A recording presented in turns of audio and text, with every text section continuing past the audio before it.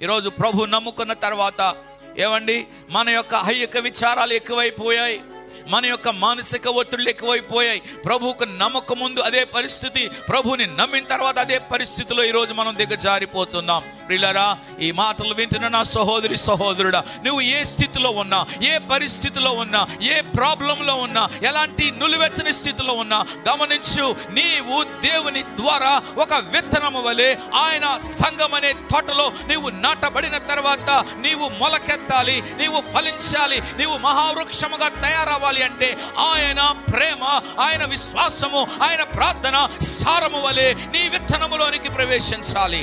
నాటబడ్డాను అని చెప్పి సారము లేకపోతే, నాటబడ్డానని చెప్పి ప్రార్థన జీవితం లేకపోతే, నాటబడ్డానని చెప్పి విశ్వాసమును సాధన చేయకపోతే, నాటబడ్డానని చెప్పి వాక్య ధ్యానము నీలో లేకపోతే నీవు ఫలించలేవు. వాక్యాన్ని విని